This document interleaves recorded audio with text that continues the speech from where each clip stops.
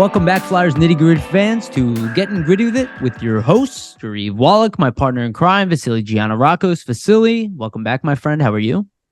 Doing well, Yariv. Not too much Flyers news really happening in the beginning of August here, kind of dead heat of summer for the NHL news, but we still have a great show full of topics, and there is some other news happening around the NHL that we will get into as well. So it should be a fun episode. How you doing, my friend? I'm doing well. I'm excited. I'm really excited for this episode, and we've been talking about this, Bill. We were secretly planning this with an episode we did. We're like, oh, this would be cool to show to Bill. So yeah, Bill Meltzer from NHL.com, from Philadelphia Flyers, from Hockey Buzz, from everything. Bill Meltzer, welcome back to the show. Thank you. Appreciate it. Yeah, really excited to have you here. Before we get started, I just want to remind everybody to please like, subscribe, share. Again, thank you all for the follows and the likes and everything in the comments. You guys are amazing, so really appreciate that. And also, shout out to our sponsor, Jim Steaks on 4th and South. Go get yourself a cheesesteak. We got some good topics to talk about. Bill, I did kind of pick these topics suspecting that you'd kind of be a little more into them a little bit. But this one in particular, I know is obviously all the buzz everywhere. And I've been following you on Twitter. I know you've been locked into a lot of his games, but Matvei Michkov has now been playing center, which is a new development, something that nobody really talked about. But I will say a little while ago, Vasili and I we did bring up this prospect, and we talked about the fact that, well, if you look at the skill set that Michkov has in comparison to Bedard, their size, I don't know if he's as good of a skater, but he's still a damn good skater. He has the ability to move the puck. I didn't look at his game as a potential generational talent, superstar talent, and go, there's something lacking there that he can't play center. All of the elements of his offensive game seem like they could transition there. Now we're seeing that. So as somebody who's been watching him, who's been following this closely, what do you think? I think that more than the points, right? You know that he has hands. You know that he has creativity. What I've really been impressed with is, first of all, how hard he's competing for pucks in every zone. In the game, as we're recording this, they played their fourth and final game of the Sochi Hockey Open today. First time he was out for a 5-on-5 goal against was today, and it's against KHL competition or caliber competition. And he's really working hard on the details of his game of trying to eventually become a viable two-way player for the NHL. And his instincts are good. He goes to the right spots for the most part. If he gets beaten, he'll make that second and third effort. The things that you look for.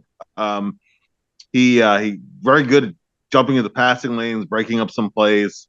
So on the defensive side, it's going to take some time. He only played one game at center last year when he was on loan to Sochi. He really enjoyed it. Had an interest in experimenting with it in camp this year, and so far so good. You expect a guy who's never played center before to struggle on faceoffs, and he has. But if he doesn't win the draw, he'll go get the puck, and he has a good knack for winning 50-50 battles. The game earlier today was his fourth game in 6 nights. It was for the team, but he played a lot of minutes over those 4 games in 6 nights. And his energy was a little bit down early in the game, which is again not unexpected, especially right off the hop. It's one thing you can skate on your own all summer. You can be under practice condition. It's just different once you're in game conditions. I thought he got better as the game went along. Actually, I thought he settled in and started to look a little bit more like he had in the previous games. So I think he has a fighting chance of being a center. And if he can play center, that opens a whole lot of possibilities for your organization. I mean, I have to be honest and say that while I think Cutter Gauthier may be a center in the NHL, I've watched Michkov that he's a little more natural at the details that you associate with being a center. I really view Gauthier as more of a natural winger, and maybe he can play center, be a shooting center, which that can work. There have been guys who've been shoot first centers in the NHL, but Michkov has really good playmaking skills too. Um, both guys have really good hands, and just the fact that both of them might have the ability to play center or wing, that opens up a whole lot of possibilities combination wise as you move forward. Gives you a lot more flexibility, and the more versatility you have, the better. So, it's obviously very early. We'll see how it shapes up over the KHL season. But so far so good. He's even a little bit of penalty killing so far too. So Yeah. Getting used in a lot of different situations, getting a chance to show what he can do. And even in preseason hockey, if you're averaging over a point a game so far, that's good to see. So it's so far so good. Go ahead, Yeah, Vasili. definitely. I think just to kind of run off what you were saying, Bill, if you look at the versatility that it brings the Flyers organization to have Michkov potentially play as a center, it opens up a lot of different options for them. I mean, they don't have to maybe search in the draft to select one if you know that Michkov can do that for you, or a Gauthier, as you were saying. Just to read Michkov's stat line out, I think in the 4 games he had 2 goals, 3 assists, 10 shots. 5 hits, and even 13 for 28 on faceoffs. That's almost close to like 50% for a guy who's never really played center before at the KHL level. So it's impressive to see the fact that even in a short amount of games in a preseason situation, he's getting a lot more kind of involved in terms of like the defensive play and things like that you wouldn't really expect from a guy jumping into it like after being a winger for pretty much majority of his career. If you look at him defensively, like you were saying, Bill, a lot of 50-50 battles, his defensive positioning. Even I noticed from like watching some highlight clips and even catching a little bit of some of the games that his breakouts, like when he's coming out of the defensive zone, the way he's supporting the defensemen around him, but also finding open wingers for passes is pretty impressive too. So just to see that from Michkov obviously is great in the preseason. Hopefully can continue as it goes on through the KHL season. But I think even more surprisingly, like you were saying too, is the playmaking ability that you saw. I know like the first preseason game, he set up Demidov for a really nice goal, cross seam pass.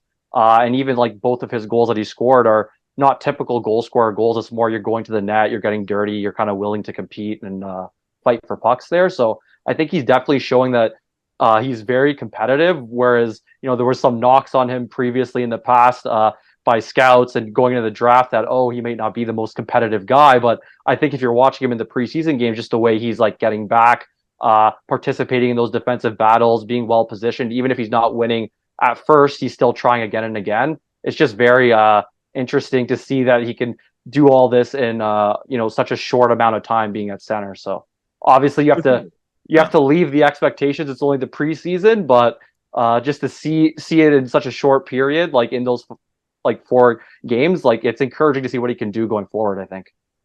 For sure. And one thing with playing center is, you're last to leave the D zone. And the first one to leave the offensive zone if you need to back check. So that's a good challenge for him, and he's embracing, embracing those responsibilities. I just one more observation I've had too is which has been said before, but just having the opportunity to watch him play 4 times in 6 days, he's really dangerous on his edges. I mean, when he's cutting in, he's very hard to take in off tight spaces with the puck specifically. Like he can really turn on a dime and get away from a defender, which is crazy, right? No, for sure, and he does. He has the escapability, Yeah. So he can get in and get out too. He can, he doesn't need much space to slip a pass, for a breakout. Even actually, he's helped the breakout several times. He's not the fastest north-south skater. He's okay. He's not slow, but he's not he's not explosive. He's not a he's no Connor McDavid in terms of pure speed, but he makes up for it other ways. He has the great anticipation, sees the ice really well. Just talked about his edge work, so it's not going to be something that's going to hold him back. But I don't think you're going to see a ton of breakaway goals, especially if he stays at center, because he'll leave the D zone a little bit later.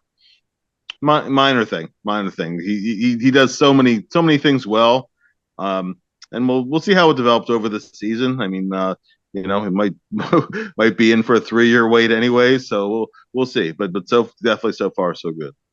Yeah, the ultra competitive portion of his game is, in my opinion, extremely noticeable. And when you talk about his edge work, and you just look at the way he fights for the puck around the net in the offensive zone, just in general, he doesn't seem like the type of player who's going to back down from situations. I didn't actually love the comparisons I've heard when I heard like Tarasenko out there. I don't see that in him. I understand why people would say that because of the shot. I really don't see. I see this kind of ultra competitive guy. That's why I brought up the center thing, because I'm like, what about this guy's game is not a centerman? And even the shortcomings you mentioned, right? Like the defense, the face-offs, right, which he still has to learn. A guy who's clearly has this type of intensity inside of him. I can see it being a personal challenge where halfway through this year, if he's still playing center, he might be one of the better center or face-off men on the team, just because he's so ultra competitive. He wants to win at everything. You saw signs of that in Claude Giroux, a guy who obviously was a winger coming in to the pro level, and because of the way he played the game, the way he thought the game, it was possible to convert him. And not only that, and Vasili brought up this stat the other day, Claude Giroux is the best face-off man of the decade, actually. So he wasn't just a winger. He was actually the best face-off man we had, and it was a converted winger. And it's a guy who and I believe Crosby similar, just a player who applied himself at something and just excelled at it. And I see that. And that's that generational edge that I think people talk about, is when this guy puts his mind to something, he succeeds. And you see that with McDavid, who at every level would take it up a notch. And I think this kid's got the same ability. I think, or not. I don't want to put McDavid on him, but but I think he's a player who definitely has that strongly competitive side to him. Yeah. And I do think that's jumped out so far. He does not, even and I tweeted out earlier today, and I didn't mean it as a knock, although some people use it as a knock going into the draft. But he loves he's not shy about calling for the puck, and he's not shy about directing traffic either. Telling guys where he wants them to go.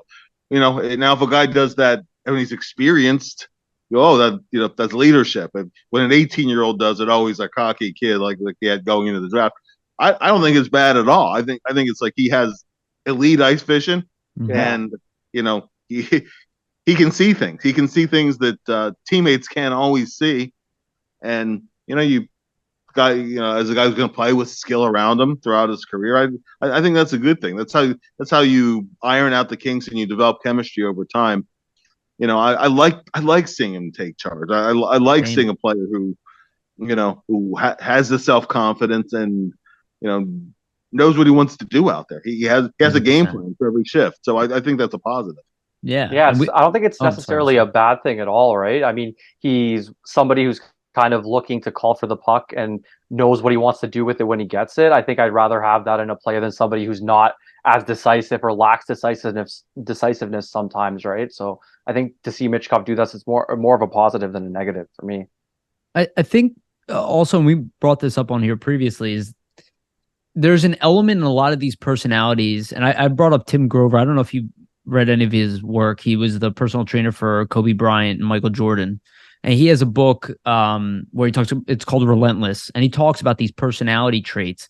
And even when I heard those rumors about Michkov, like all I saw was just flashes to Kobe Bryant. I mean, if you look at Kobe's personality, he was able to back it up. But I even remember a story where everybody was calling Michael Jordan Black Jesus. And he refused. He said, I'm going to call him Mike. At 18 years old, he was like, no, he's not better than me. That might be crazy to some people, but at somebody who's that ultra competitive, who has that talent level, I expect some of that. Some of the, I don't care that I'm 18 years old. I don't care that I'm 19. I'm as good as you today. And I know this game as well as you, and I'm not intimidated. And I feel like hockey is an intimidation game. And those guys who are not intimidated tend to make the NHL earlier, or at least the pros. For sure. And nobody self-assesses more than those kind of players. Right.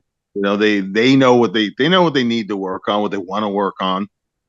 And they have a way of turning weaknesses into strengths. You mentioned like Crosby on faceoffs. Crosby was not a very good faceoff guy very early in his career. I remember that. Worked at it, tirelessly and became a dominant faceoff guy, especially in the strong side. Yep. Crosby rarely loses a left circle faceoff. Same thing with Giroux. Giroux, as you said, I mean, on right circle draws, you're shocked if he loses the draw, and it's just that competitiveness and that drive, and the work ethic, and all those things are there. There's always adjustments to make, and that'll take shape over time. But I think even in a small sample size, you can see the elements are there. Love it. Anything to add, Vasili? No, we're all good. Okay. All right, let's move on to the next topic. And this is another one I know that you're pretty close in on. And this is Morgan Frost. He still sits without a contract. I personally, and I think Vasili probably would agree with me, neither one of us are really concerned about this contract. He's an RFA. He doesn't have a huge track record he can really fight. But I understand why he's trying to leverage. He doesn't have leverage like Noah Cates did, at least at a certain point. So maybe he's trying to get as much. I don't know. Maybe he's trying to get something a little bit better just because he's producing offensively. I'm not sure. But where do you see Frost kind of with this contract negotiation where it is today? And, what are your expectations going into next season? Well, I would expect that he's there the first day of camp.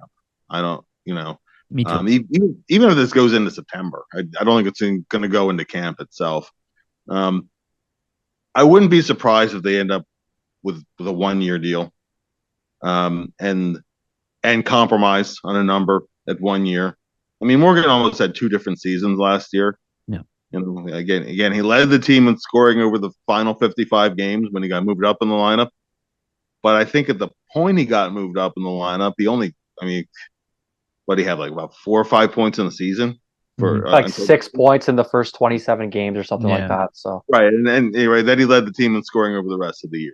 Yeah, and to me, a lot of that was opportunity, being put in position to succeed. Yep. I go back to an old quote from Fred Shiro. You often can, because there's a lot of wisdom in those. Right. He said that if I don't put a player in the best position to succeed, that's on me. If I put a player out in position to succeed and he fails, that's on him. And sure. Although I think that Morgan could have played better over those first 27 games, he also played in some tough luck too. Mm-hmm. I remember a stretch early in the season where they had the third game of the year. They actually won in Tampa Bay to go 3-0 in the season, and he did have an assist in that game. But Vasilevsky just absolutely made a 10-bell skate save on him, and it looked like it was ticketed. They had that game against San Jose where that was the game where Konechny and Hayes were both benched. But James Reimer made an unbelievable save on Frost in that game. You mix another couple goals in there, and then all of a sudden it doesn't look like as bad of a start. That's true. I mean, there was a 10-game stretch, and he was playing on the 4th line and playing 8 minutes a night. Yep. No one's going to succeed in that circumstance, and that's not a knock on Delorier, and not a knock on Zach McEwen. But if those are Morgan Frost line mates and he's playing 8 minutes a night, it's not going to score. You say that just about anybody. That's not their role. So there was like a 9-10 game stretch in there where I don't know how many players would have been productive in that stretch. But once they decided to give him an opportunity in December, it was really from December 9th onwards, maybe a game or 2 before that. He was good, and still room to improve. Yeah. I think in some areas, like late in the season, I thought his power play entries got better. I mean, the Flyers' power play was just a disaster area the whole season. But I think that Morgan still has room to improve the consistency there. There, just certain plays where he'd lose the puck at center ice. There was that one between the legs pass in the defensive zone that went right to Ovechkin for a goal. Those are things that Morgan can knock out of his game and still be creative and still make plays and still take chances. Just pick your spots. And he understands that. Really, I thought that one thing he did really well from the last 55 games, he didn't worry about him moving his feet because he did that consistently. So true. And I know it was the last game of the season, but the one that went for Konechny's 30th goal of the season, I mean, Frost looked like he was shot out of a cannon. That's Yeah. I show that to anybody who goes, Frost really isn't all that fast. No, when he has his mindset He's fast. to it, he's fast. Yeah. He's fast. And it's just, a lot of it was just doing it, committing it to habit. So I do think that Morgan needs to obviously have a faster start than last year, pick up where he left off.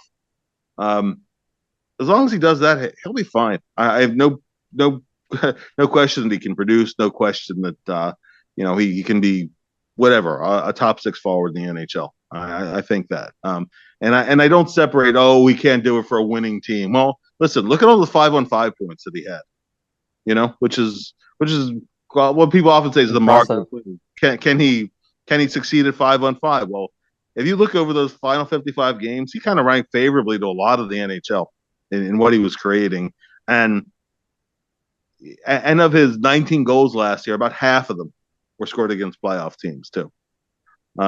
So I think I think he'll be fine. Just take those next steps. And then it'll be an interesting contract negotiation a year from now if it is a 1-year deal, because then he does have arbitration rights. And then what do? 3 years is what you want to avoid, because 3 years walks him right to UFA status. 2 years might make sense, but then he's a year away from being unrestricted. So maybe a year is where they go. Maybe they meet in the middle between Frost's agent number and the team's number, and that gets it done. But I don't know if it's going to happen before Labor Day. But if they get to camp and he's not signed, that's when I would get worried. Fair enough. Hey, let me ask you one quick follow-up, and then Vasili, I'll let you chime in. He has a stigma around him. It's obvious. I mean, I see you, I don't want to say battling, but I see you kind of making the case on Twitter, with people. There's definitely a stigma around him as if he's like a lesser prospect than other guys who are 24. And I think he's right there in that group. Say what you want. I mean, I think your points about his development track, about the injuries, about the COVID year, all that stuff, completely valid. I mean, you can't even get on the ice. I think considering all that, do you think he can get rid of that stigma?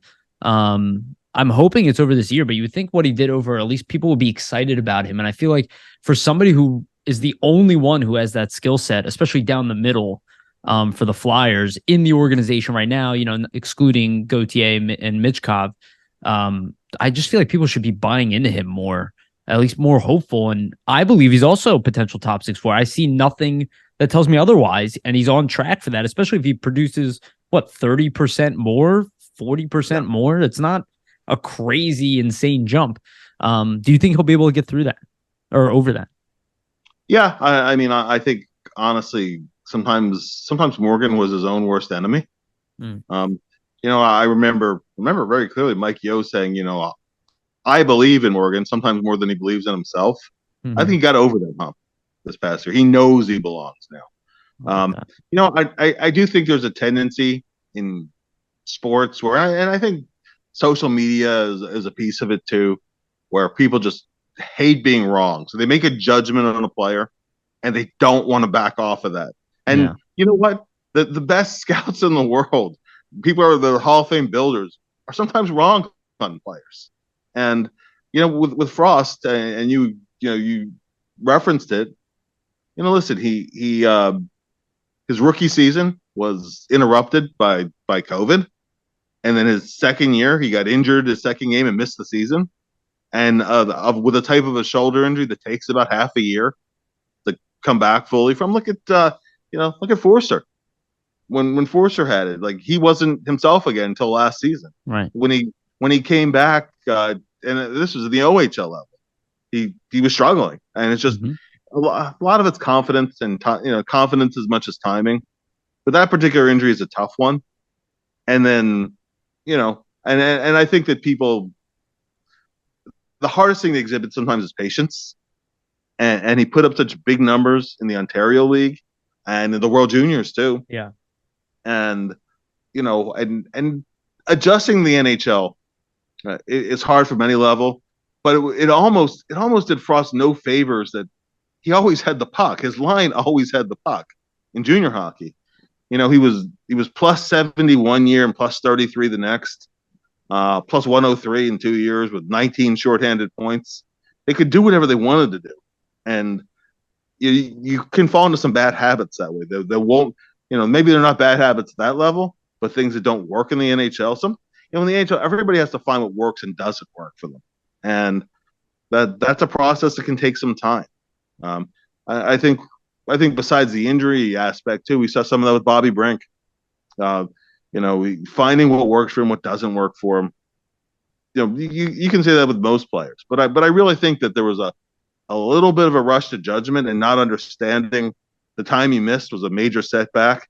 And then it was just a matter of playing with the right line mates. As soon as he was put with Tippett and JVR, he broke through. Changed. And then it almost didn't even matter who his line mates were late in the season. He was creating a lot no matter who he was with. So I think that these are positive steps. Morgan has to continue those steps. Simple as that. Yeah, definitely. I think with Frost too, it's a perfect case that development is different with every player and the trajectory of that development and when it's all going to take place. Like obviously he had that injury a couple of years ago and that sets him back. But really, if you look at this past season, right, it's his first full, not exactly 82 game season, 81 game season, but close enough, right? So he finally gets that first full season under his belt and is able to find that confidence in his game and show that he can be, the same playmaker that he was at lower levels, the AHL, OHL. And I think you're, hit the nail on the head, Bill, obviously, just with your analysis in terms of the beginning of the season. He started off hot, obviously, in the first game. And then from that point onwards, I mean, he had 6 points in the first 27 games, but it wasn't due to, lack of chances that he did have. Like he was creating chances. And usually when you're creating chances, if you keep giving the player opportunities, eventually it's going to go in. But from that point, there was a stretch, right, where I think he only got like 10 minutes of ice time between like the end of October on average and the middle of November. And any player is going to struggle when you're, a player that thrives with the puck and thrives with other line mates that are skilled if you're on the fourth line and not really getting a ton of minutes. So I think once you saw him get those opportunities again and he goes, and plays with Tippett and JVR and he leads the team in scoring essentially with 40 points in the last 54 games there, you could see that like once he's in that position, has those opportunities, has the ice time, has the line mates that he can put it all together and ultimately produce at the NHL level. And I think, like you were saying, Yariv, I don't think it's out of the question that he would ever, increase his scoring, 20 to 30% to be that 60, 70 point guy who can play, a really prominent role for you as a second line center, potentially could be a weapon on the power play. And that's still something he still has yet to really unlock yet, right? That's a facet of his game in terms of the power play that I think could come around because he was always really good on the power play in the OHL and the AHL level too. And then he led the team in assists as well with 23 assists, right? So if you look at it, obviously the playmaking abilities there. I think in terms of the contract, he's probably not going to want to go long term just because the cap's rising. So why would you do that to yourself when you can cash in a couple of years if he has even more productive seasons? And I think I like that from a player, to be honest. You bet on yourself. It shows the competitiveness that, hey, like I can perform and I'm going to do this again. So why not? So I think definitely like we'll probably see most likely 1 year, 2 year deal, something along those lines, and then see where it goes from there. But from that point, I mean, who knows? Like it could be in the Flyers' best interest to try to go a long-term deal with him, but obviously that's down the road and down the line. So yeah. All right, let's move into our next topic. And this one I think kind of snuck up on people. It definitely surprised me a little bit, but when I evaluate it, it makes complete sense to me. I feel like there's been some confusion over it as to why it's happening now, but Sam Ersson gets a 2-year deal valued at $2.9 million. That's $1.45 million per year. That contract will begin not this season, but the following season. So he's locked up for the next 3 years. My thought with this, Bill, and again, I was like listening to Russ Cohen and he has concerns about it, but the way I see it, this is not this guy has been here for a year and he played 22 games. You've been developing this guy for 5 years. You knew he was good a while ago. You validated it this year. You know he's part of the plan. It was either him or Fedotov. Kolosov's too young. So you really look at it, why wouldn't you lock him up? He should be here. You can argue they gave him too much money, but I think they really believe in him. I really believe in him, and I don't see that money as being a problem at all. It seems completely manageable, and if he's at the very least a backup in the league, making 1.45, over those 2 years. That's really good value. We were overpaying for backups prior to that, and I know he's definitely as good as Martin Jones. And I think he can be a lot better than that. I think he projects to be a starter in this league. So I just see it as this is a really good prospect. Let's lock him up. Why not? For sure. It's expressing confidence in the player long term. Um, I don't. We'll see how the goalie situation plays out. There's a lot of uncertainty right now. Hockey Canada, Yeah. Fedotov, et cetera, et cetera, et cetera. Yeah. So we'll see how all that plays out. Even if it plays out that that Ersson doesn't become a full-time NHL player until a year from now, it's not. That's pretty good. That's kind of it's a pretty good deal for backup money, actually. And really, and if it does work out that he plays a ton of minutes and becomes a 1A or 1B, You win. then all of a sudden, you'd be looking at paying him $750,000 to $1 million more than that on a second contract.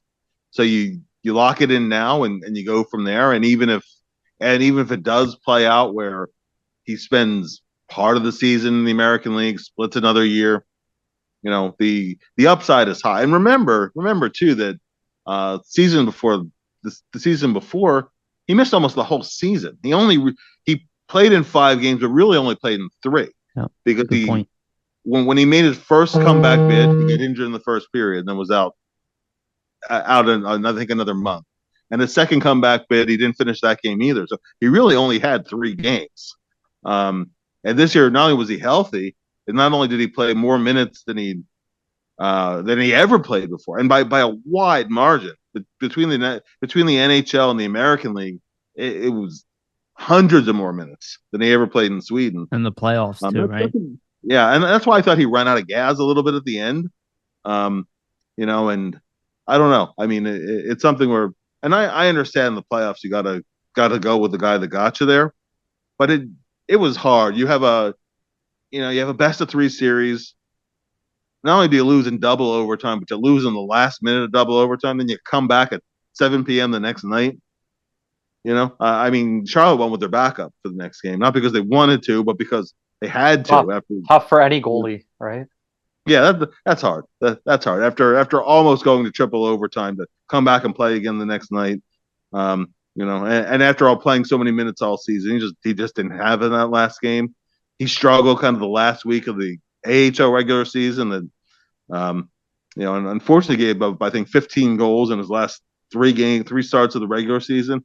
So that pulled his save percentage all the way down to an even 90%.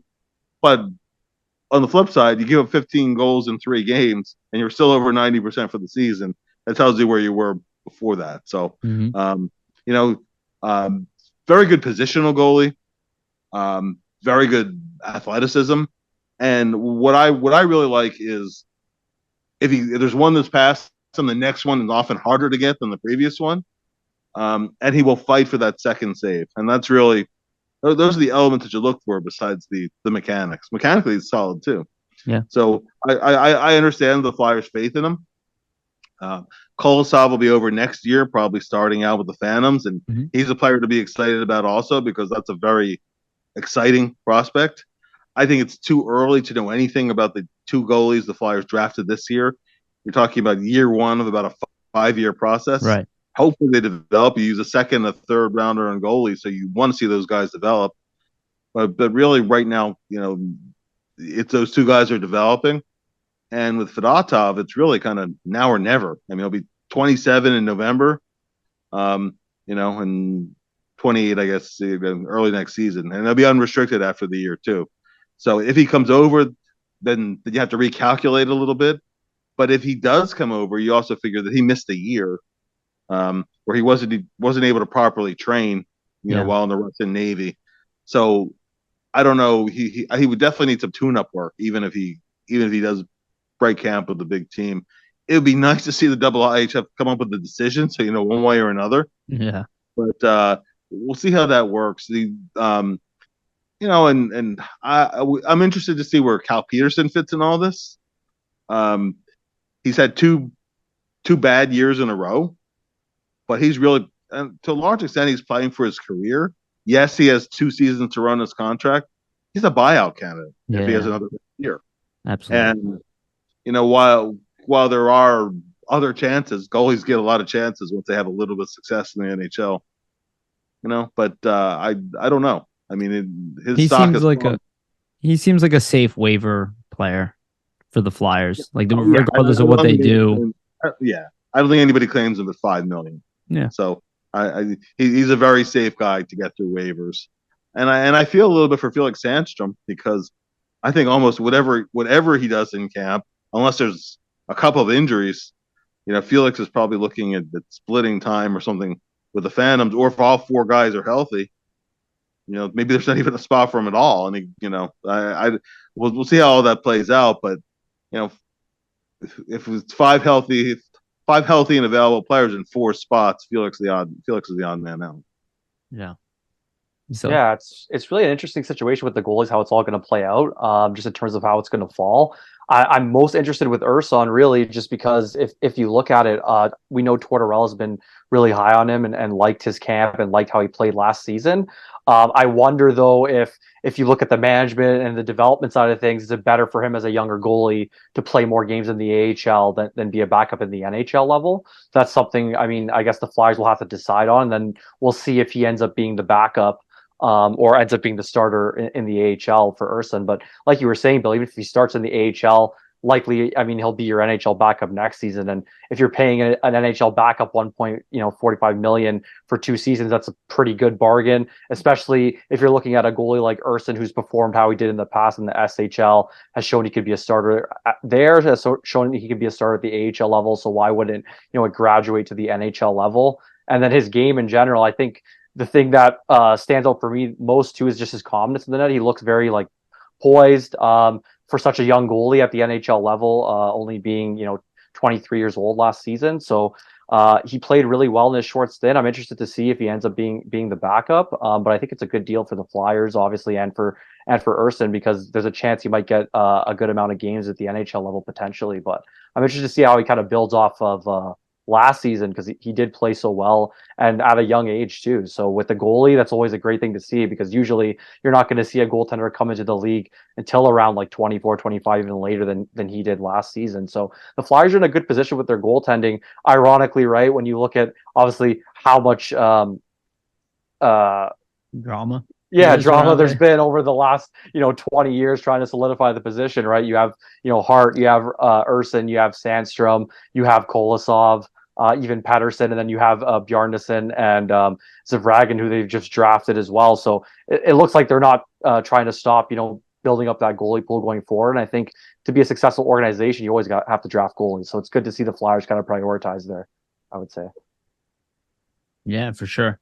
I'm excited. I really like Ersson, and this is the most comfortable I've felt. I don't know why people are freaking out. This is the most comfortable I've felt with the Flyers goaltending situation in a year where they're not slating to be very competitive, and you have all these young guys and all these options. Remember a few years ago, we had to roll out 8 goalies because we couldn't even find somebody. We're in a vastly different situation. And even if we have to rely on, I was even saying, let's say worst comes to worst, something happens to Hart, or he gets traded. And it is Ersson and Kolosov. So we're not that good. It's a really good goaltending prospect group. That's the type of risk you take. That's worth the risk because they have the upside. So that is worth the investment. I don't know. I just feel like people want to rebuild, but this has got to be part of it. Just throw a bunch of young goalies at it and see which one becomes your, most stable option, and have multiples if you can.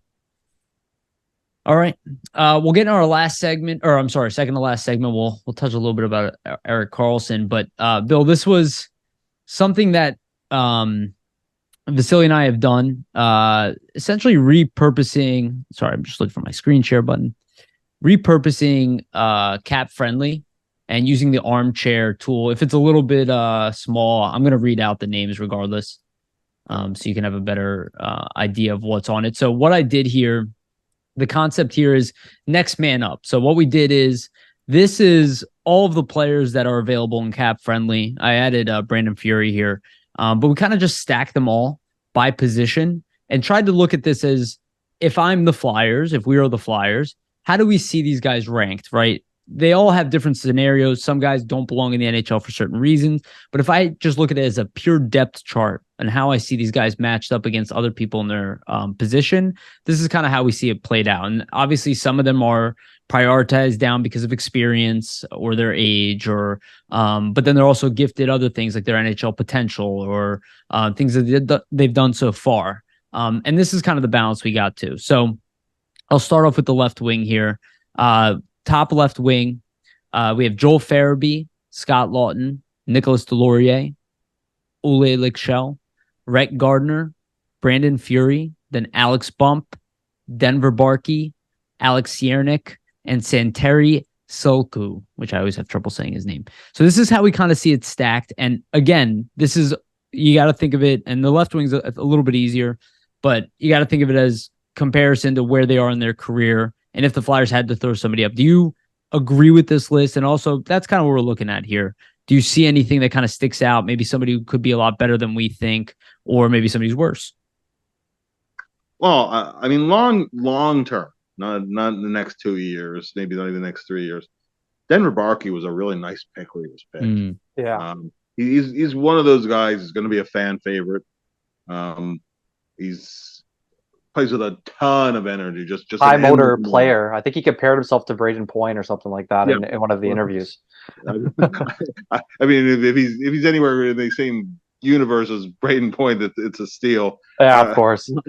I'll take a high energy, speedy winger who has some hands, and he gets under opponent's skin too. I mean, Barkey was a really nice pick for that spot, and I think he's going to be an NHL player. A lot of times it gets mentioned that the Flyers are kind of a little overload on the right, a little weak on the left. And to me, it depends on whether Gauthier plays center or left wing ultimately. Mm-hmm. It depends on whether Owen Tippett ends up playing on his off wing on an extended basis. That changes the depth chart a little bit. And I think Tippett did a little bit of that in the latter part of the season. In terms of kind of natural left wingers, and we'll see. And obviously, like Bump just went into the transfer protocol, so he still has 4 years of college eligibility, and there are things he has to work on too. I mean, it's not. It'd be really nice to see a bounce back year from Farabee, and we'll see how they shift guys around, maybe moving a couple guys over to the other side.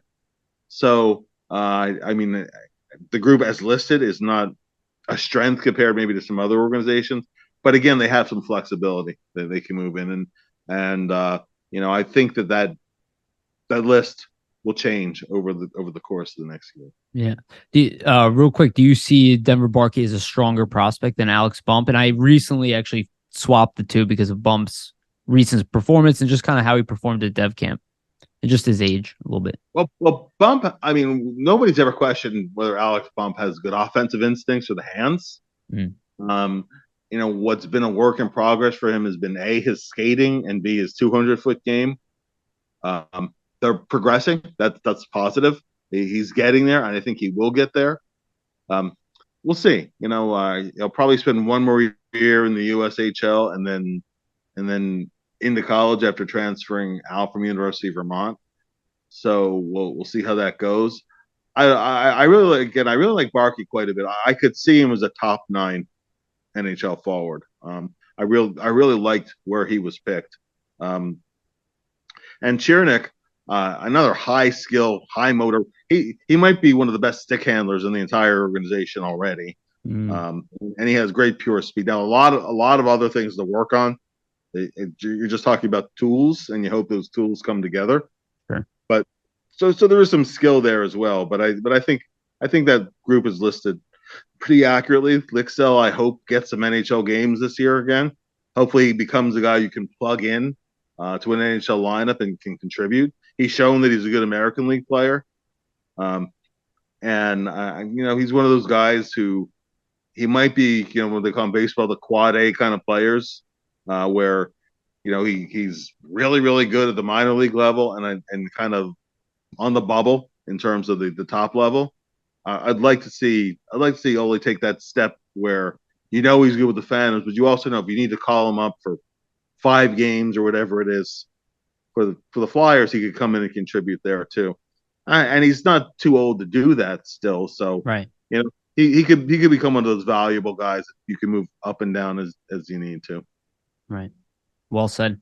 Vasili, anything to add Yeah, I or think ask? I think the most interesting for me definitely would be Farabee.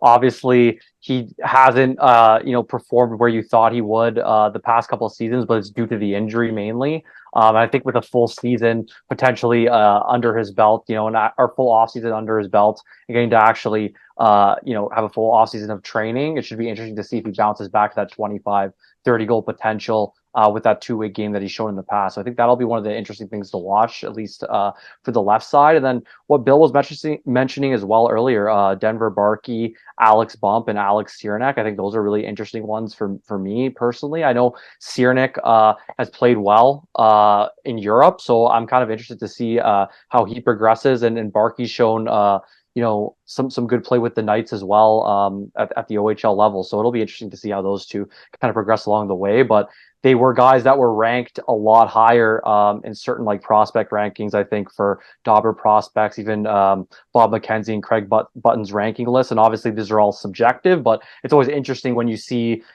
picks picked at a much later point in this case for those two, where they were actually ranked at some of those lists. So I'm kind of interested to see how that plays out down the line.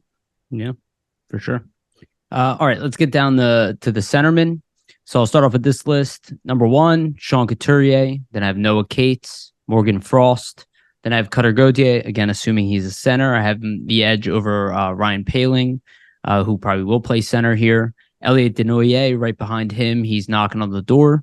I did deprioritize Tanner Lazinski, even though, I do think he's kind of knocking on the door still as well. I think he still has an opportunity. Adam Brooks right after, he had a really strong AHL season as he got healthy, so I assume he's still a top dog there. Then maybe Cooper Maruti does play center again, depending on that group, but I could see him being shifted over to the right wing because they do have some centermen down there. And then I thought JR Avon looked really sharp in dev camp, undrafted, but definitely I think he belongs here. He looks like he still has that NHL potential. Owen McLaughlin, I know, has had some good success also at the lower level.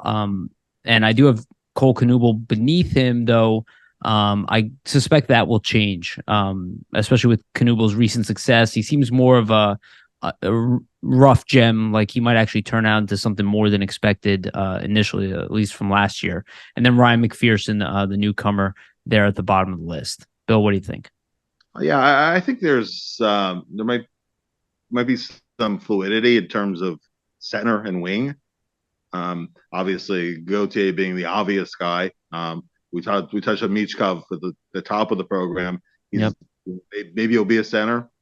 Wherever he ends up playing, he's obviously pretty high up in your depth chart. But that does give you potentially some flexibility there. Avon's another guy. Avon can fly. Yeah. And wow, speed kills, and the Flyers don't have a ton of speedsters in the system. Now he's going to need time in the American League. I kind of like Avon's potential better long term on a wing. We'll see how he does in the American League. I think he could be a nice bottom six forward. I don't know if that'll be in the middle though, but that's primarily where he played in the Ontario League. So he's a guy worth watching now that he's turning pro this season. Poehling can skate too. He's a guy who's a first round pick. He wasn't drafted to be a fourth line center. It just hasn't really come together offensively for him. He might be the field leader right now to open the season as the fourth line center.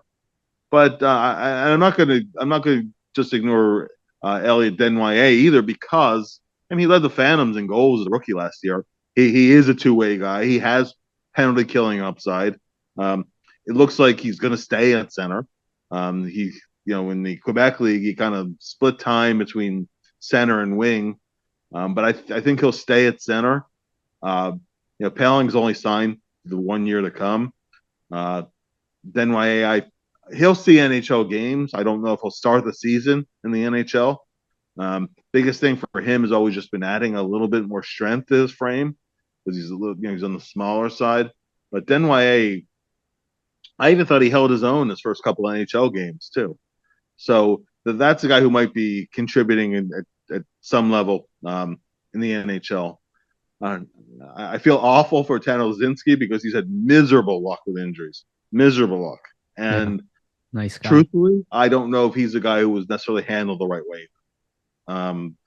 That and then sometimes that's where you have a change in regime. I think that the previous coaching regime saw a little higher lineup spot for him.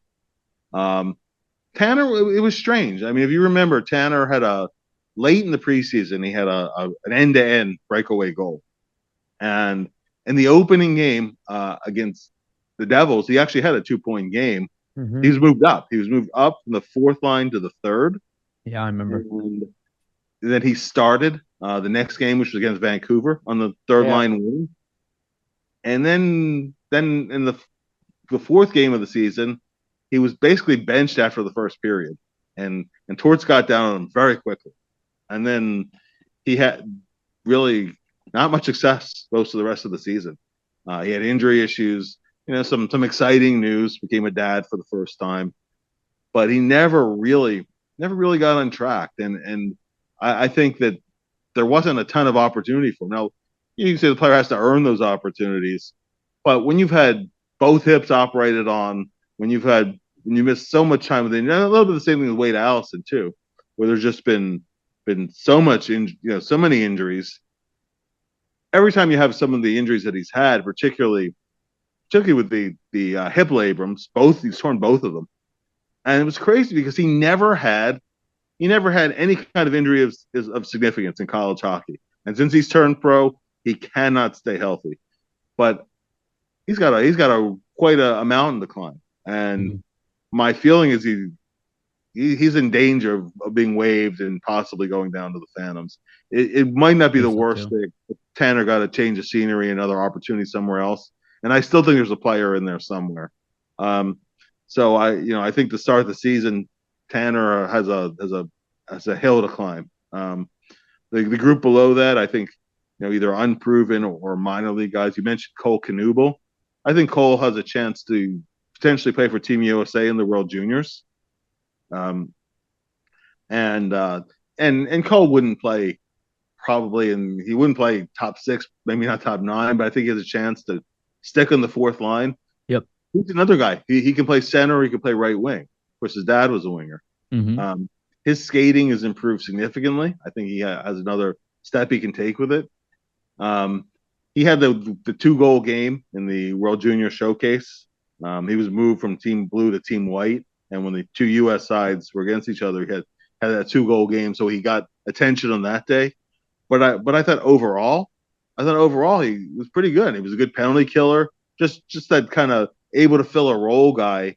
Even if he's not playing in a scoring line. So, you look for that flexibility because not everybody's going to get the minutes, and not everybody's going to be able to score. His dad was a classic case of a guy who, you look at his dad's career numbers, and they're pretty crazy because 200 of his goals were scored from age 30 onward. And, if he'd done that in his 20s, he would have been a 400 goal guy.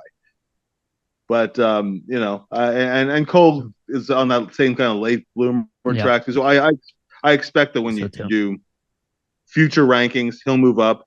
Marody, who finally got healthy in the latter part of last season, I think he's kind of pegged as an American League guy at this point in his career. And then there's, it's kind of flew in there. McPherson, of course, was just drafted. But I think that's the group. And, I agree with you on Kate's second on the depth chart only because, Torts in particular, I don't think is sold that Frost is proven yet. Yep. And he certainly has a lot of trust in Noah Kate. So just in terms of who he pencils in, who he knows he has, and that's the logic behind it. You nailed it. Exactly.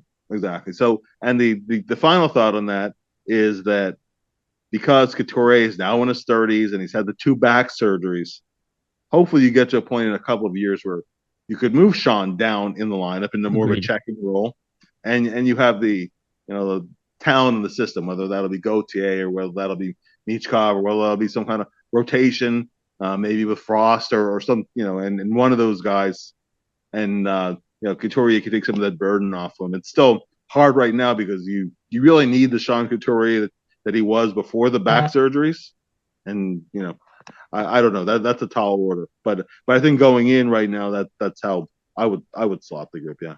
Yeah. And any comments, Vasili?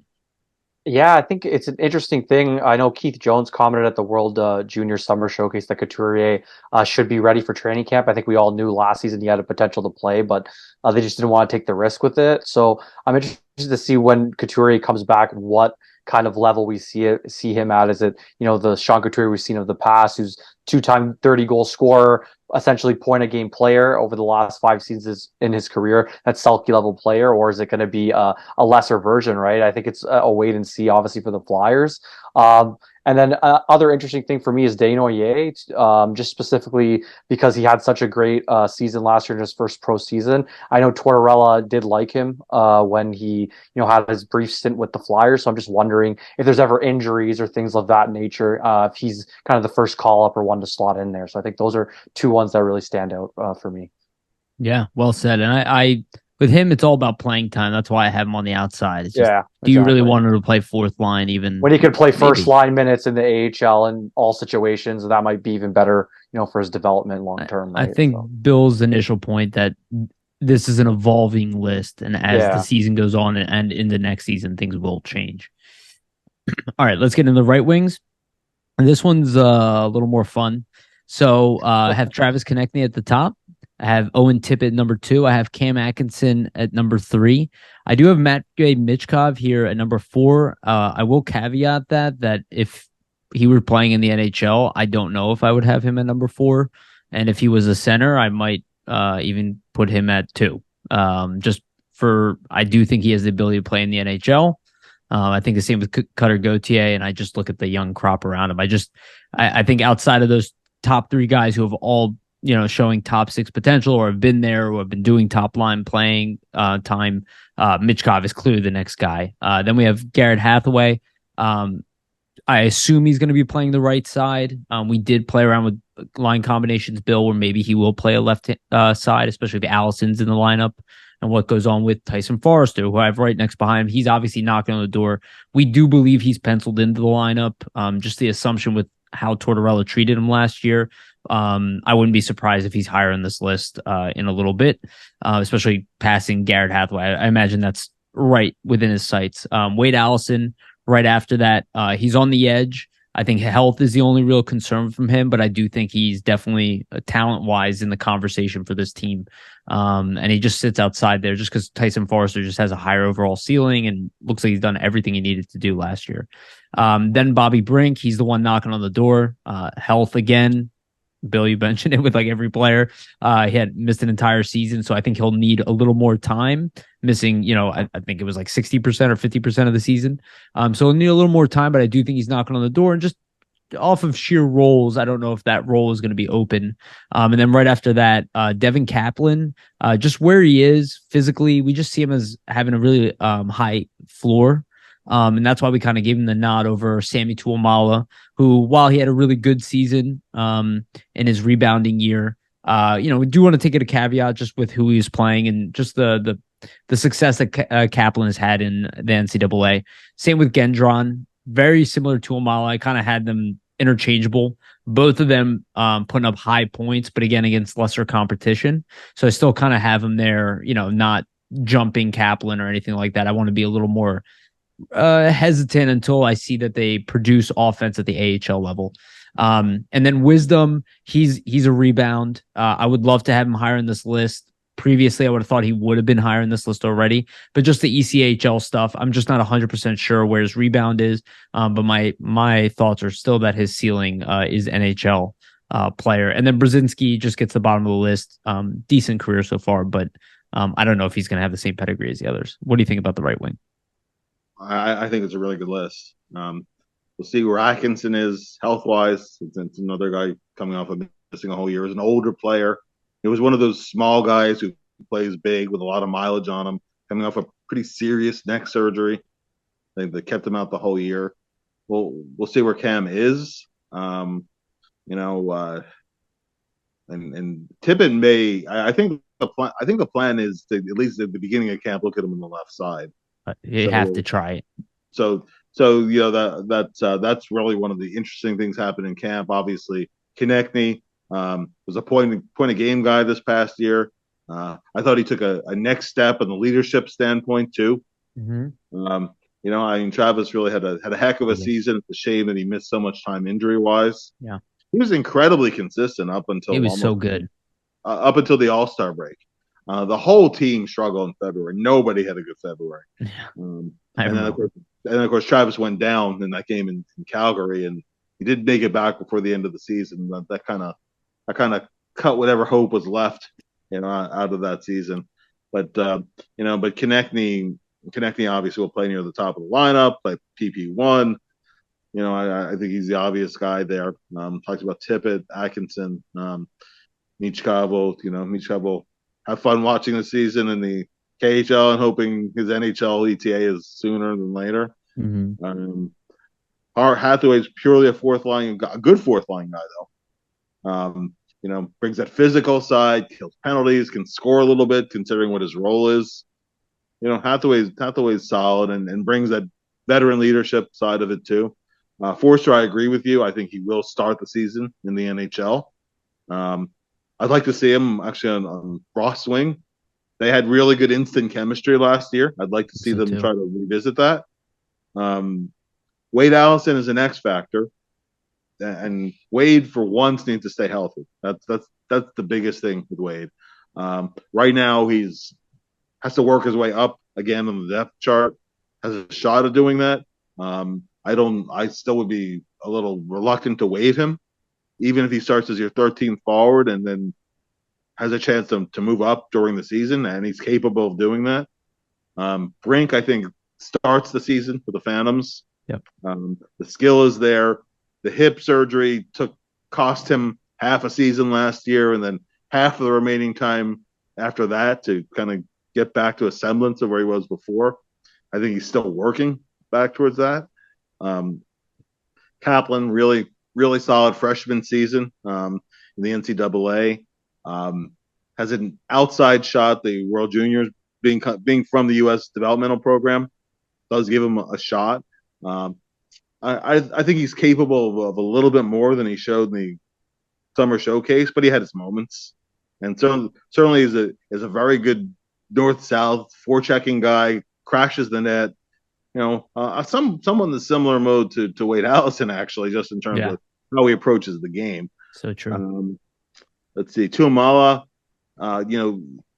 He had to move down a level to the Finnish minor league level to Mestis, as you pointed out, in level of competition. But he regained confidence. His confidence is really way down at one point, so the move down helped him. One thing that he has actually improved is his two-way game a little bit, which is good. Gives him other things he can contribute if he's not scoring. He's always had the speed. He has the shot.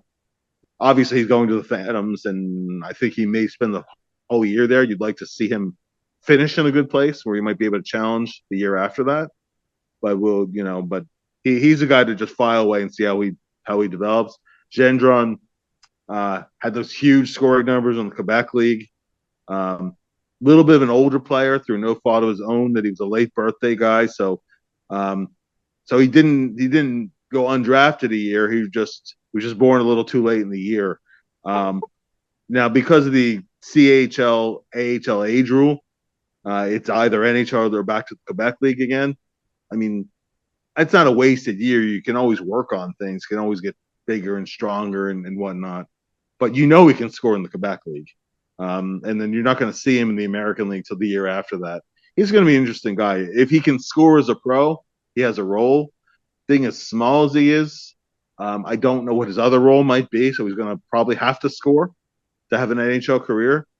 But the good news is that he was averaging about a goal a game last year. Maybe over, I think. 55 or something, which is crazy. Over in the playoffs. It's crazy. And Wisdom struggled with the Phantoms last year. As you said, he was sent down to the ECHL, so this is a rebound year. Brodzinski's a fifth-year senior in college.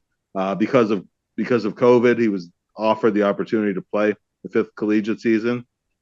I don't know if there's a pro contract waiting on the other side. He does come from a hockey family, and a guy you want to root for. His dad's from the Philly area. He has brothers who play pro. So it would be great, even if it's an opportunity with the Phantoms to work his way up. But Bryce has work to do.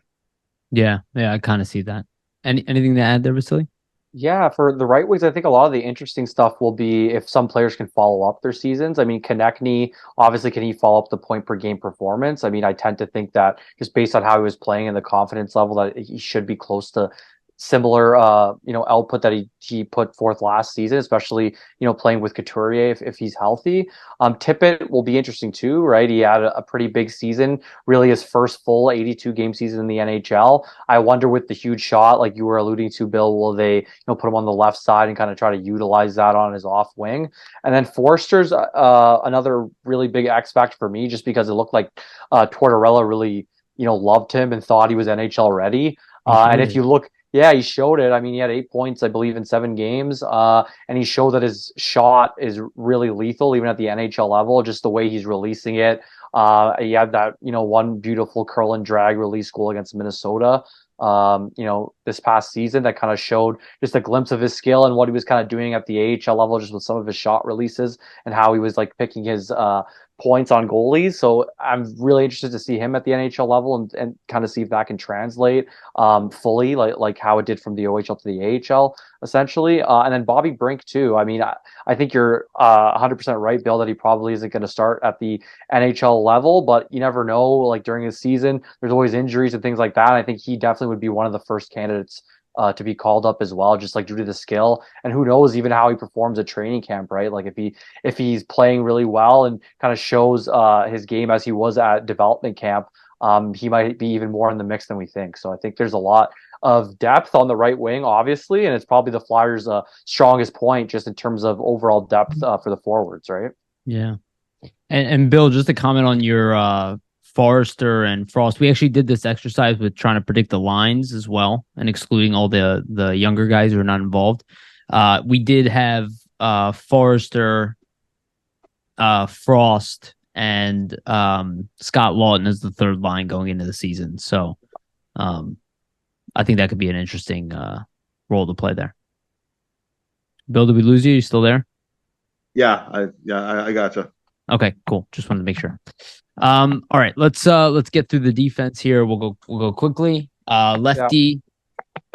Yeah. This one we're all aware of. Travis Sanheim still sits up top. That could change with Cam York, depending on his season. I have him at number 2. I have Mark Stahl number 3 based off of his experience and the role he played in the playoffs. Nick Seeler sits right behind him. Obviously based off of last season, he's kind of that next man up. We'll see how he's used during the season. I wouldn't be shocked if Tortorella still loves him. And maybe he'll play the right side. Who knows? But Emil Andre sits right there on the bubble. I gave him the edge over Igor Zamula just because of the conversations that Flair has had publicly and how he believes that he's ready. Igor's had a little bit of trouble, but I think both of them are kind of hand in hand, very similar situation. I wouldn't be surprised if the Flyers carry both of them going into the season and going with 8 defensemen. Then behind Igor Zamula, I have Victor Mete. I think he is probably challenging for an NHL spot, but I think he was primarily brought in here to be a veteran on the D in the AHL. Then Yinning sitting right behind him. Hunter McDonald right behind him, who's had surprising progress, seems to be a potential NHL player. Will Smolik. I give him the edge just because he's older, 24 years old, and came in with a nice contract. I expect that he's going to get playing time. Millman, behind him, I know he's had problems with the ECHL and staying in the AHL, but I think it's time, and I think I really hope that he ends up staying there. Then Ty Murchison and Brian Zanetti, I kind of see as interchangeable, and I wasn't sure really who to put there at the bottom. What do you think, Bill? Yeah, I think that makes sense. My biggest thing is with Provorov's departure, I'm really interested to see who steps up and takes those minutes. Yeah. You definitely need to bounce back here from Sanheim. You need York to take the next step, and then we'll see how the rest forms around that. Yeah, 100%. Yes, certainly. I think I think with the left side, and if you look at it right, the big X factors are the younger players. Obviously, Sanheim, York, Mark Stahl are going to be your locks there. It's more, well, Emil Andre, Igor Zamula, kind of get the opportunities to get into the lineup. I think Andre is really one that's interesting just because I don't think it's kind of been captured yet whether or not if we or if the Flyers, let's say, are going to send him back, let's say to the SHL level, he'll have to stay there essentially the full year, right? So I don't know if he'll be able to play at the AHL level. So it'll be interesting to really see what unfolds with him, especially with obviously Flair being so high on him in the comments. So I think just with the younger guys on the left side will be the most interesting part. I think we know Sanheim and York are going to get a lot of minutes, obviously, on that left side. Yeah, no doubt about it. And that search for the Provorov replacement will continue. So we'll go through the defense on the right side. This one will be quicker because it's a lot smaller. So I have Rasmus Ristolainen as the top choice there. I think that one's pretty obvious. Sean Walker, I believe, second ranked. Right, again, these are right-handed defensemen. Ronnie Attard will be third. I don't think he's going to start in the NHL, but we'll see. Just again, I think contracts all matter here. Oliver Bonk, I think, is clearly at the top of this list above Helge Grans, who comes in with some high potential, but also a down year. And just seeing him in dev camp, Bonk just looked better. Then Louis Belpedio, I think he just has the edge. Maybe even is going to play more than Grans to start the year, just like the way he was successful with the Phantoms last year. But again, another just veteran for the Phantoms. Then Ethan Sanson, who brings a lot of the same tools as Grans. I'm interested to see if maybe he can jump up this list. We're big fans of Samson. We know his father, Sean. And then Carter Southern there, just being the higher pick, and went with Matteo Mann, who's really just that raw project.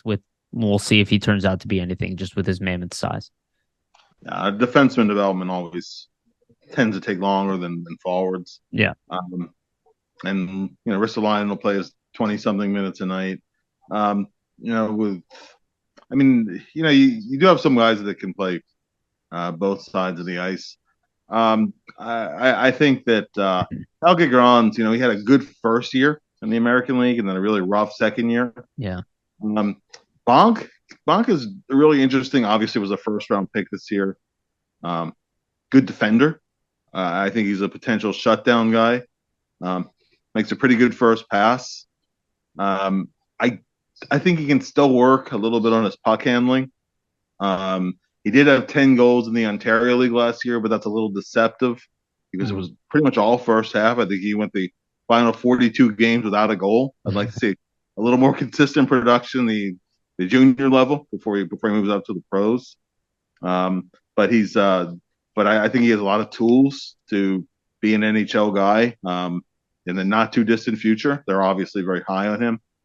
And then you have, we'll see how it all plays out. You can, again, you have guys who might be able to go over and play the other side. I think that you look at the group as a whole, and listen, when you draft, you can't draft everything all at once. Long term, I'd like to see the Flyers, and it's funny how those cycles go sometimes. It wasn't all that long ago, but the young defensemen were kind of the crown jewel of the farm system.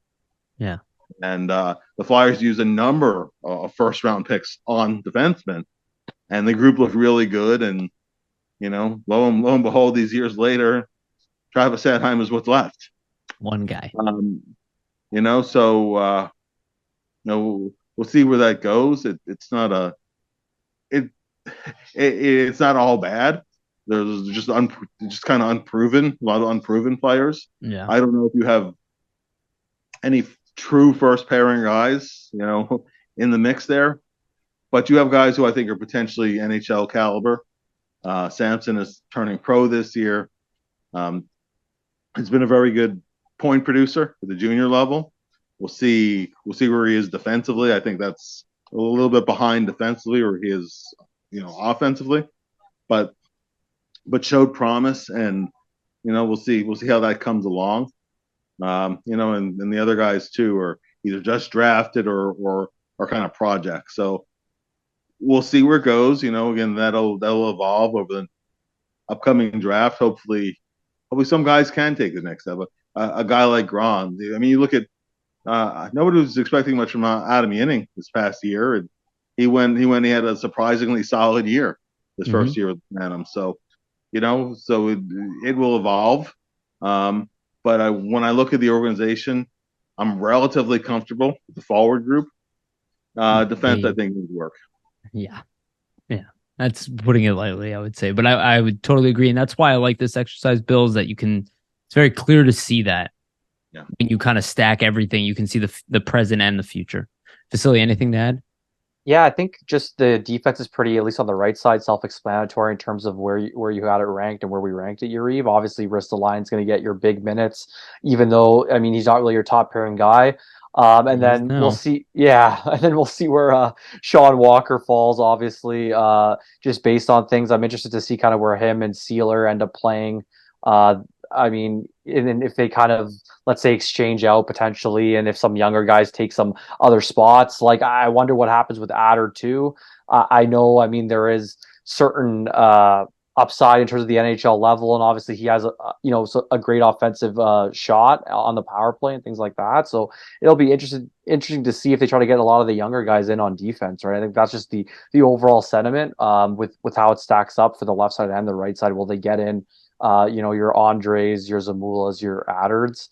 And then another interesting guy on the right side is Helga Grans. I think, obviously, he didn't have the greatest season last season, whereas in the first AHL season, he performed a lot better. But I do think with him being a piece in the Provorov trade, they obviously see something there, and there's a past with him and Andre playing together as well. So I wonder if they kind of etch that in the future as a pair. So like you were saying, the both of you, I think, I mean, the defense is definitely, if you look at the depth, right, something that the team needs to work on the most. And even if you see the president, Keith Jones, kind of mentioning that as well, right, they want to kind of rebuild it from the back end. I think that's where they're likely going to start in terms of like drafting in future seasons and what they might be targeting. So, yeah, for sure. And all right, let's end this segment with the goaltenders. And this one, it was a little bit difficult, but I think we went with the right choices here. So we had Carter Hart as number one. That's the obvious choice. We picked Samuel Ersson as number two. He's, in my opinion, right now, definitely the number two within this organization. If I'm Fedotov, I think you can make an argument, but considering where his career is, like you were saying, Bill, lost a year, even though he does have the age and the experience and a nice resume, maybe he would have been the backup, but that's probably not going to be the case. So I dropped him a little bit. Kolosov, Vasili and I talked about this. We moved him above Pettersson and Sandstrom. One, just because his potential is so high, and two, we're not sure that Pettersson or Sandstrom are better than him at this point. They might be, but we're not really convinced of that. But we'll see what your thoughts are. Cal Peterson, kind of see him as the next guy there. I do see him being an AHL guy this year. I think just contract wise, Flyers will want to hold on to their goalies. So if Ersson isn't clear-cut guy, I see them holding on to Sandstrom and dropping Peterson just to hold on to all the contracts that they have, unless Fedotov comes over for some reason. And then obviously Bjarnason and Zvergin coming in right there, which I think, like you said, really too raw, but two guys that we are obviously high on. What do you think about the goalies? Yeah, we kind of touched on this, when we were talking about Ersson resigning. This is the order that I have him in too. And if it comes to one guy being the backup and one guy getting a lot of playing time, I think maybe Ersson does go down just so he's playing all the time. Fedotov's not really the future. He's in his late 20s, 1 year deal. 1 year from being unrestricted. And but listen, sometimes you bring in a guy under those circumstances, and he surprises. You go back to Roman Chikmanik, who came over at 29, all-star. First year in the NHL, he was an all-star. He was a runner-up for the Vezina, and he won the Bobby Clark Trophy. Yeah, so things change, but and we'll have to see how that plays out as to where he's going to be playing next year. And there's a lot of things to be figured out before camp even starts. But sitting here today and going in the assumption that Fedotov maybe IHF might decide that Fedotov's contract with the Flyers is enforceable, that's how I would rank the depth chart, partially based on the immediate future, but also looking at it long term with the two recent draft picks being too early to tell. Yeah. Vasili? Yeah, I think just to close out, the interesting things will be Ersson down the line and Kolosov. Just the fact that you have two potential guys that could be starters down the line, and you have Carter Hart, any goalie prospect pool with three starters. I mean, that's obviously a good thing and a good problem to have. So I think for the Flyers, they're in a good position goaltending wise, no matter what kind of unfolds with either three. Obviously, you have Hart, who's your bona fide starter already, and then potentially, Kolosov and Ersson, who could eventually make it to that point just based off potential. So it's interesting just to see where it'll all fall, right? Yeah, absolutely. So let's end on this, Bill, and I want to just get your quick opinion. Our bitter rivals, the Pittsburgh Penguins, just made a humongous trade for Erik Karlsson. It was a ballsy move. I will say this. Personally, for them, one, I like it for us because it'll delay their rebuild, so that's fun. But I do understand their sense of urgency. I understand having the names, they're all locked up. You got your Malkin, you got your Crosby. It's an old group. I don't know how that's going to work out. I know it's failed in the past for other teams, but it is Sidney Crosby. And I do look at the names available there. If they can put together one good season, I think it probably is worth it. If they can really put together, but this is their year really to do it. But what are your thoughts, Bill, about I would say the Pittsburgh Penguins' desperate move to keep themselves relevant while they still have Crosby? Well, the Penguins over the last number of years have kind of strip mine not their farm system because they keep trading away first round picks. Yeah. So their farm system is basically barren. There's nothing there. Brandon Yeager is the only thing they got. You're going to have to, long term, you're going to have to. Oh yeah, and that's where actually held on to a pick there. Yeah, but there's no depth. There's no depth there. There's zero depth, and Yeager is not going to be a franchise player either. No. So, they still have the big names, but they missed the playoffs last year in a healthy season, mind you. It wasn't they were riddled by injuries last year. Malkin, who hadn't been healthy in years, played 82 games last year. Crosby played every game last year. Letang had the health problems, and thankfully, overcame a second stroke and hope he's well and wish him all the best. Crazy.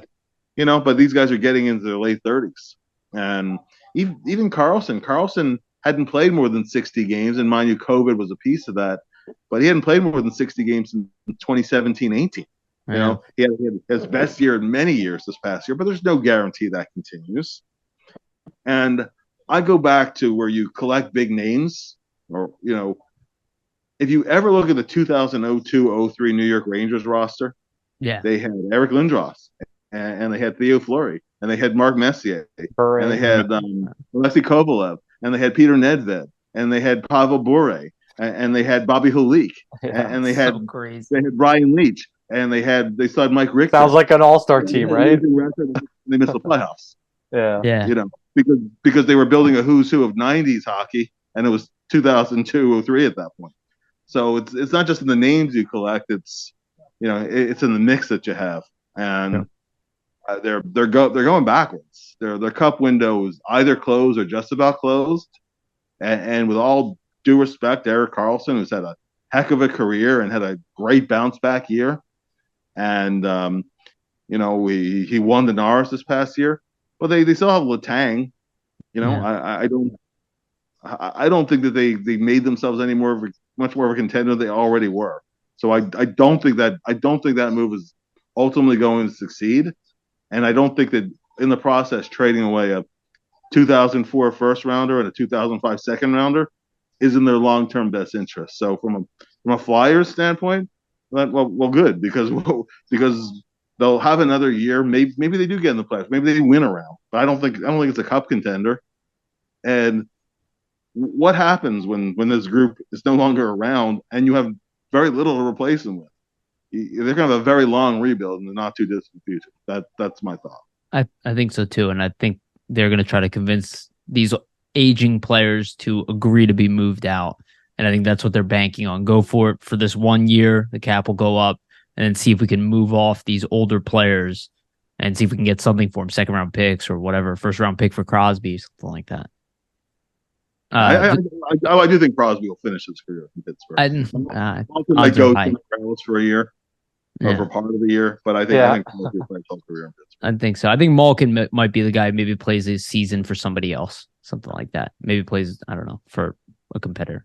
Vasili, anything to add there? Yeah, with the Penguins, I think they're just obviously trying to cling on potentially to, maximizing what they have with Crosby, Malkin, Letang, and now you add Karlsson into the mix. I mean, it's clear they probably should rebuild. That's probably the best thing for their organization. Obviously, they're not going to do that. And I think it's probably at the helm of those older players, right? Like with a Crosby and with a Malkin, with a Letang, they all want that one last potential run. And adding Karlsson, that's what they're trying to do. Is that going to push them into Stanley Cup contender status?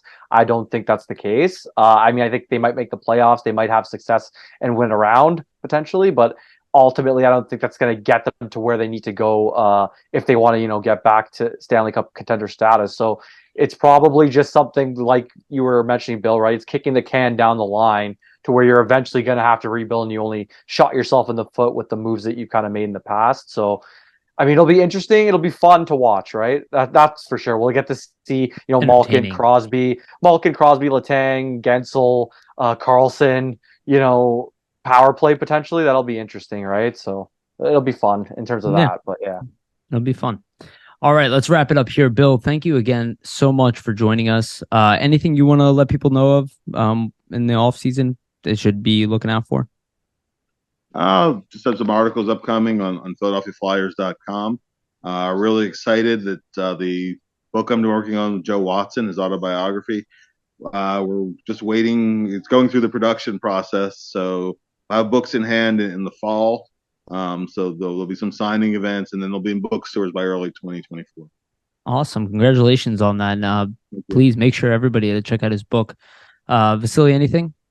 Yeah, Bill, thanks again for coming on. The book sounds amazing. We're definitely going to check it out as soon as it comes out. And just in terms of us, articles coming out on flyersnittygritty.com. I have some articles on Daily Faceoff as well. So check that out. And we appreciate, everybody listening and tuning in, especially during the off season when it's not a very busy period in terms of hockey. So. Yeah, for sure.